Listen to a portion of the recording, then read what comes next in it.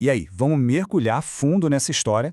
O tema da resistência indígena no Brasil é gigantesco, super profundo e, convenhamos, está sempre no centro de debates políticos e territoriais bem intensos. Para quem já acompanha as questões socioambientais, entender a dinâmica exata desse conflito é absolutamente crucial. Então hoje a gente vai fazer algo bem legal. Vamos destrinchar a análise crítica feita por dois pesquisadores, a Juliene Christian Silva Pinto e o Osmar Moreira dos Santos. O trabalho deles olha com uma lupa para o cenário político brasileiro depois de 2018 e mostra como os povos originários estão se mobilizando contra o que os autores chamam de uma verdadeira guerra cultural e territorial. Vamos organizar essas ideias, os dados e os argumentos da pesquisa, focando estritamente no que os documentos originais revelam, beleza? Para a gente não se perder, estruturamos essa conversa em 5 passos rápidos. Primeiro, o patrimônio em risco.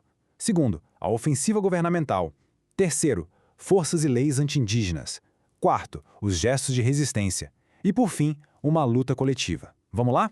Começando pela nossa primeira parte, patrimônio em risco, definindo o que está em jogo. Antes da gente analisar o conflito político de hoje, a gente precisa entender o que exatamente está ameaçado, sabe? O cerne de tudo isso é o conceito de patrimônio cultural. Pela definição mais clássica, patrimônio não é só um monte de artefato preso no museu, não. É uma herança dupla. E para os povos indígenas, isso junta de forma totalmente inseparável o território físico, a terra, a água, a floresta, com as coisas intangíveis, tipo as cosmologias, as línguas ancestrais e todo um modo de viver. O estudo argumenta que é justamente a totalidade dessa herança que está sofrendo uma pressão absurda, algo inédito desde a colonização. E é por isso que as gerações de hoje estão nessa postura de defesa constante, para conseguir repassar esse legado para frente. Toda essa ideia é literalmente a espinha dorsal desse artigo da Pinto e dos Santos, que foi apresentado lá no Congresso Multidisciplinar Enecut.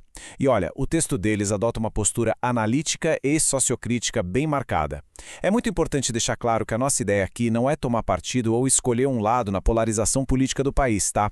O que a gente vai fazer é relatar de um jeito bem claro e imparcial como os próprios pesquisadores enxergam esses eventos recentes, e na visão deles houve uma aceleração muito forte na perda de direitos a partir do ano de 2018.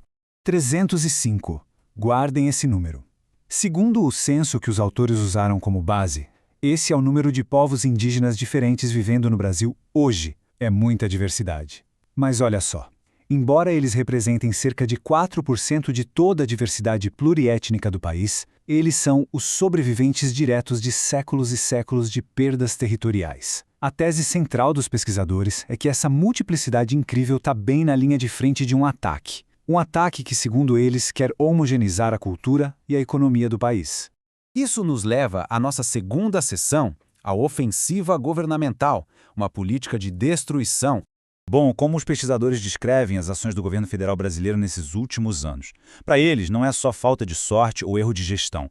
O artigo usa um conceito bem forte do teórico Achille Mbembe, chamado necropolítica. É um termo pesado que descreve um sistema que dita quem pode viver e quem deve morrer. Na leitura da pesquisa, as atitudes, e principalmente as omissões do Estado, representam um sistema calculado. Isso ficou muito evidente, segundo eles, de forma trágica durante a pandemia de Covid-19, que levou a vida de mais de 1.000 indígenas. É como se o poder funcionasse decidindo quem fica exposto à vulnerabilidade extrema. O argumento deles é que paralisar políticas públicas é, na verdade, uma política ativa focada na destruição dessas vidas. E essa política, infelizmente, tem resultados reais de muito brutais. Os pesquisadores trazem dados de cair o queixo, como os 182 assassinatos de pessoas indígenas registrados só no ano de 2020. Protesto, o aumento absurdo da violência nessas áreas de conflito, a invasão constante do garimpo ilegal e o desmatamento acelerado são provas irrefutáveis de que essa necropolítica está operando na prática, ali no dia a dia. Para dar ainda mais peso a essa ideia de perda total, o artigo cita o famoso antropólogo Eduardo Viveiros de Castro. Ele tem uma frase que diz assim: "A terra é o corpo dos índios.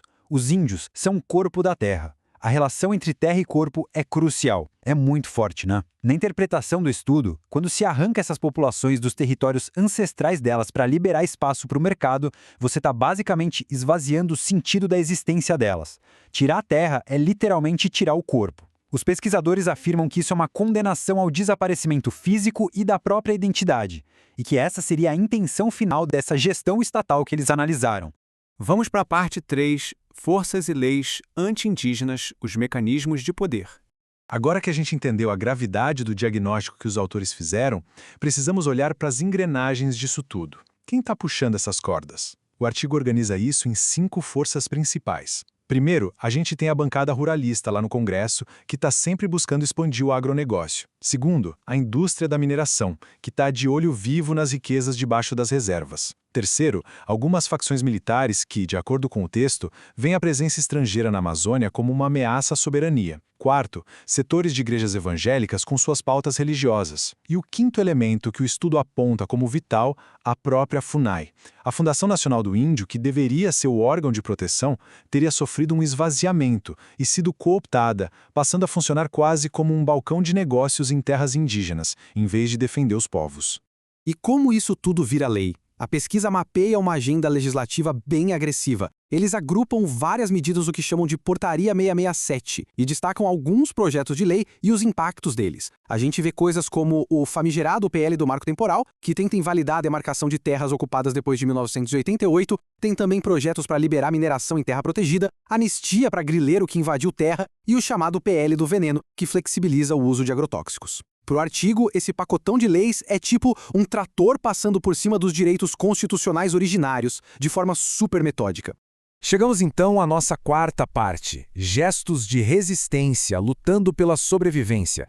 A análise não fica só focada na opressão, tá? Ela muda de marcha para focar em como os povos indígenas estão, na verdade, batendo de frente e exercendo um protagonismo absurdo contra tudo isso. O estudo traz uma fala do líder e pensador Ailton Krenak que resume perfeitamente a situação.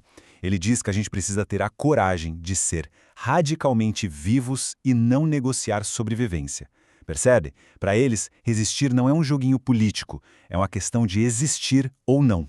Ser radicalmente vivo significa recusar ser engolido, recusar perder a cultura e bater o pé pelo que a Constituição garante. E o artigo mostra que eles estão fazendo isso em todos os lugares possíveis, desde a sala de aula até os tribunais internacionais. E os pesquisadores trazem um estudo de caso fenomenal sobre isso. A estratégia internacional do cacique Raoni lá em 2019. Como as portas estavam fechadas aqui no Brasil, sabe o que ele fez? Fez as malas e foi para a Europa expor o problema. O cara sentou com o presidente da França, o Emmanuel Macron, bateu um papo com o Papa Francisco no Vaticano e foi para a rua em protestos climáticos lá em Bruxelas. A pesquisa destaca que essa diplomacia autônoma e brilhante foi um golpe de mestre para desmontar aquela narrativa oficial do governo brasileiro de que os indígenas, supostamente, apoiavam a exploração da floresta. E teve um momento na ONU em que o governo tentou descredibilizar o cacique, dizendo que ele estava sendo usado por estrangeiros. A resposta dele foi simplesmente espetacular. Ele disse: "Eu falo em defesa dos índios brasileiros, os primeiros habitantes daqui. Por eles é que eu brigo, deixar o índio viver em paz, na terra dele, na floresta dele." Os autores veem esse momento como a prova de que a palavra, a fala, é uma arma política poderosíssima. É com ela que se quebra o silêncio e se exige o direito mais básico de todos, a paz e o respeito pela própria casa. Outro exemplo de cair o queixo e bem mais institucional aconteceu em agosto de 2021. Foi um salto tático gigantesco. Advogados e juristas indígenas coordenados pela APIB juntaram uma montanha de provas e foram direto para o Tribunal Penal Internacional lá em Haia. Eles não foram para brincar não. Acusaram formalmente o então presidente de incitar genocídio e cometer crimes contra a humanidade. O estudo mostra com isso que as lideranças indígenas não só entendem o direito internacional, como começaram a usar o rigor máximo das leis globais a favor deles, lutando no mesmo campo e com as mesmas armas legais. E assim, chegamos à nossa quinta e última parte. Uma luta coletiva, implicações para o futuro. O que os autores concluem sobre o longo prazo desse embate histórico? Os dados que eles apresentam mostram um choque frontal entre duas visões de mundo que simplesmente não se misturam. De um lado, a pesquisa descreve a postura governamental como uma busca implacável pela homogeneização. Eles veriam a terra só como recurso financeiro, tentando forçar esses povos a entrarem na economia de mercado tradicional. Mas, no outro canto do ringue, a postura indígena bate o pé pela defesa da pluralidade. Eles lutam por autonomia garantida na Constituição e por manter vivo um conjunto de conhecimentos que, segundo os pesquisadores, é vital para a sustentabilidade do nosso próprio planeta. O que nos deixa com uma reflexão final que a pesquisa joga para a gente.